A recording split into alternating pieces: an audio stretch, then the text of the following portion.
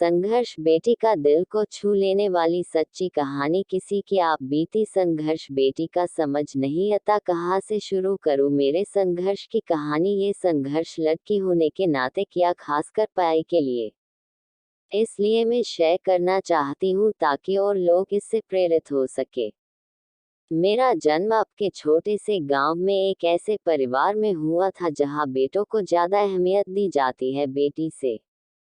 जब से होश संभाला हर छोटी छोटी चीज के लिए समझौते किए, बेटे की हर फरमाइश पूरी हो जाती, जबकि मेरी नहीं।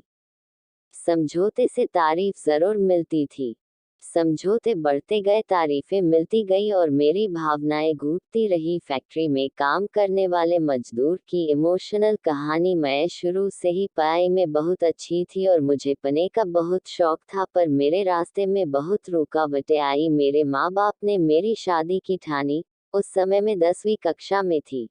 पहले कहते थे 12वीं करा देंगे, पर मेरी शादी 15 साल की नाबालिग उम्र में हो गई। मेरे पति भी शुरू में पढ़ाई करवाना चाहते थे, पर सास के आगे उनकी एक ना चली। फिर मैं मायके आ गई। मेरे साथ की लड़कियां 12वीं के फॉर्म भर रही थी, मैंने भी पापा से लड़कर फॉर्म भर दिया। पढ़ाई में होशियार होने के कारण कम समय में तैयारी करी, लेकिन परीक्षा से 4 दिन पहले मेरे पैर में फ्रैक्चर हो गया। पापा कहने लगे रहने दे परीक्षा को। 3 दिन के निर्जल उपवास के बाद पापा माने तब कहीं परीक्षा दे पाए।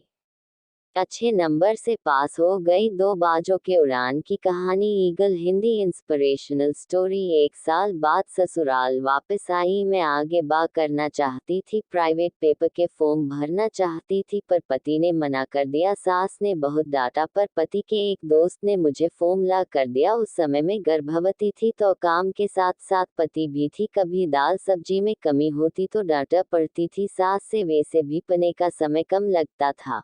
पापा नौकरी के लिए मना करते रहे, मैंने जिद करके छोटी सी नौकरी ढूंढ ली। धीरे धीरे आज अच्छी पोस्ट पर हूँ जहाँ अपने बच्चों को स्वाभिमान के साथ पाल सकती हूँ। अंत में इतना ही कहना चाहूंगी, इंसान अगर ठान ले कुछ भी कर सकता है और पढ़ाई सभी को करनी चाहिए, इसके बिना जीवन अधूरा है। अगर मैंने पढ़ाई के लिए संघर्ष नहीं किया होता तो अपने पैरों पर खड़ी नहीं हो सकती थी। अगर आप लोगों को यह पोस्ट अच्छी लगी हो तो जरूर शेयर करें।